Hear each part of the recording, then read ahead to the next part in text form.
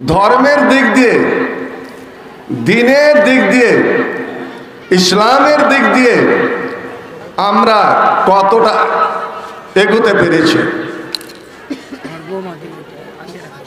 আমরা প্রকৃত থাকে কেন আমরা প্রকৃত মুসলমান হয়ে আছি তো?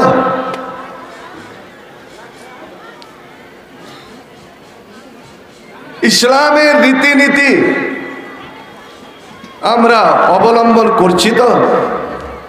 জেনে রাখুন,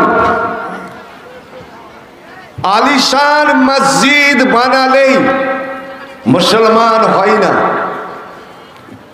নামাজ পড়লেও মুসলমান বলা যাবে না। আপনি রোজা রাখছেন, হজ করেছেন, কালেমা পড়েছেন, ভাই আমার, আপনাকে নামে মুসলমান বলা যাবে, কিন্তু প্রকৃত আমি মুসলমান হতে পারি না যতক্ষণ ইসলামের প্রতিটি আইন, কানুন, নিয়ম, নীতি আমি জীবনে বাস্তব রূপ আমি না দিতে পারবো। নবী ইন্তেকাল করেছেন, নবী মারা গেলেন, খুব সংক্ষেপে দুই চারটি আলোচনা। নবীর ইন্তেকালের পরে খলিফা নির্বাচিত হলেন, প্রতিনিধি হলেন হযরত আবু বকর সিদ্দিক রাদিয়াল্লাহু তাআলা আনহু। কিন্তু আবু বকরের সামনে একাধিক, একটা নয় একাধিক বড় বড় ফিতনা, এমনই ফিতনার ঝড়, ফিতনার তুফান খাড়া হলো যে ওই সময় অনেকে ভেবে নিয়েছিল যে ইসলাম বোধহয় এবারই শেষ। ইসলামের তরি, ইসলামের নৌকা চিরতরে ডুবে যাবে। একদিকে মানুষ দলের দল ইসলাম থেকে ফিরতে লাগলো, আবার পূর্বেকার ধর্মে ও শিরকে, কুফরির ধর্ম তারা অবলম্বন করতে লাগলো। ওদের বিশ্বাস ইসলাম অতদিন ছিল যতদিন নবী বেঁচে ছিলেন। নবী নাই, ইসলাম নাই, দলের দল মানুষ ইসলাম থেকে ফিরতে লাগলো। ভাই আমার, আজ বলেন তো সত্যিকারই নমাজির দল বেশি না বেনামাজির দল বেশি? উত্তরটা দেন। বেনামাজির দল বেশি। এবার আবার ফের মসজিদ কমিটি, মসজিদের নেতৃত্ব দিচ্ছে ওরাই, ওই বেনামাজিরাই। মনে কেউ রাগ করবেন না। দাড়ি নবীর সুন্নাত, এটা নবীর শুধু সুন্নাত নয়, মিন সুনানিল আম্বিয়া, আদম থেকে নিয়ে শেষ নবী পর্যন্ত সমস্ত নবীর সুন্নাত, সমস্ত নবীর সুন্নাত। ভাই আমার, আরে ওই যুগের কাফের এরাও দাড়ি রাখতো। আজ বলুন তো, দাড়ি রাখনেওয়ালার সংখ্যা বেশি না দাড়ি ছাটনেওয়ালারা, কামানেওয়ালাদের সংখ্যা বেশি? আবার দাবি যাবি মুসলমান। সুদ খানেওয়ালা এই কুমেদপুর অঞ্চলে কতটা জালসা হলো চিন্তা করুন তো। আজ মদের রমরমা, মদের রমরমা। এই নির্লজ্জ মুসলমানেরা জালসারও কমিটি, জালসারও কমিটি, জালসারও নেতৃত্ব দিচ্ছে। আবার অমুসলিমদের, হিন্দুদের পূজা পাঠের, দুর্গা পূজার কমিটির মধ্যে ওদের নাম। আমরা এখানকার কথা বলছি না ভাই আমার।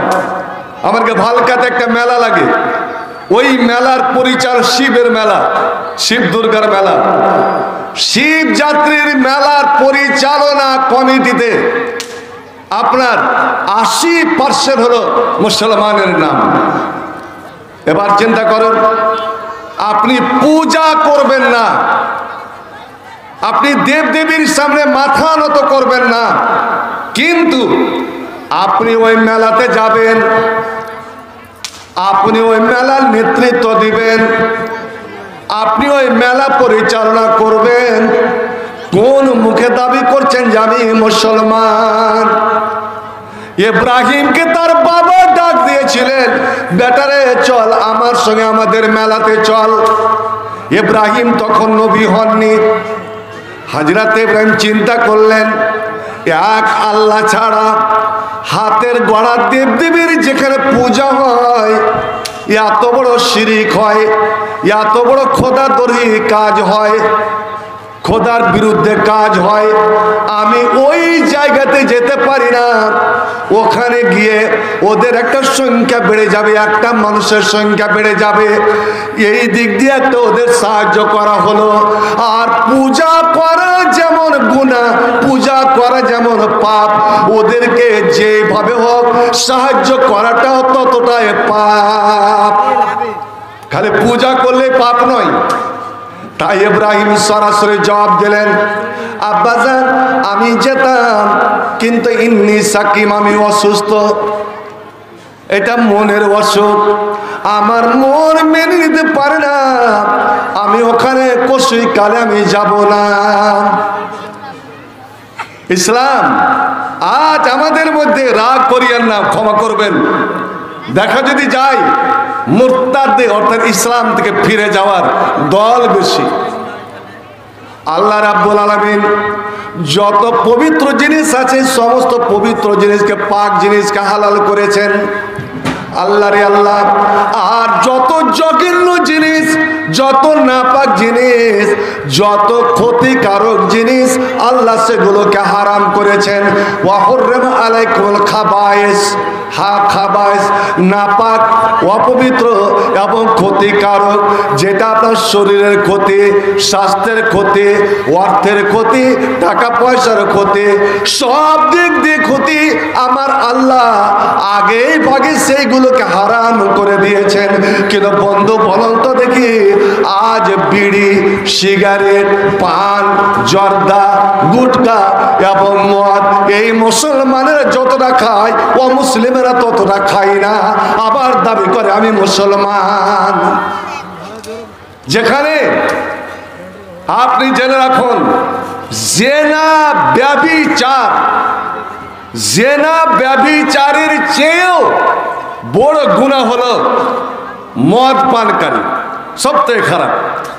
তারপরে বুখারীতে একটা হাদিস, হযরত আবু যর রাদিয়াল্লাহু তাআলা বলছেন, আল্লাহর নবী একদিন রাত্রে আমাকে সঙ্গে করে নিয়ে গেলেন বাইরে ফাঁকা মাঠে, একটা ময়দানে গিয়ে নবী আঁক টেনে দিলেন গোল করে, আর একটু গর্ত করলেন, দিয়ে আমাকে বললেন তুমি এই গর্তে বসে যাও, এই আঁকের মধ্যে থাকো, আমি একটু কোনো কাজে যাচ্ছি। যেই কোনো ঘটনা ঘটুক না কেন, যতই বড় বিপদ আসুক না কেন, লান্তাবরাহা, তুমি এই জায়গা ছেড়ে যাবে না, এই জায়গা ছেড়ে তুমি যাবে না। কথাটা খুব ভালো করে মনে রাখেন। নবী বসিয়ে দিয়ে আঁক টেনে দিয়ে বললেন, এ আঁকের বাইরে তুমি যাবে না। নবী চলে গেলেন। এবার আমি কিন্তু জোরে জোরে শব্দ শুনতে লাগলাম, শব্দ শুনতে পাচ্ছি, নবীর গলাটা বুঝছি, নবীর আওয়াজ, নবীর কণ্ঠস্বর, এটা বুঝতে পারছি, কিন্তু কে উত্তর দিচ্ছে, কে উত্তর দিচ্ছে, কে প্রশ্ন করছে, এটা কিন্তু বুঝতে আমি পারছি না এবং দেখতেও পাচ্ছি না। আমি ভয় পেয়ে গেলাম যে আল্লাহ নবীর হতে পারে কোন শত্রু, কোন দুশ্মনের আক্রমণ হয়ে গিয়েছে, আমার এখানে বসে থাকা উচিত হবে না। আমি দৌড়ে যাই, নবীর সাহায্য করি। আমি উঠে দাঁড়ালাম, হঠাৎ মনে পড়ে গেল, না না না, নবী আমাকে বলেছেন, আবু যর রে, যতই বড় বিপদ বিপদ আসুক না কেন তুমি এই জায়গা ছেড়ে যাবে না।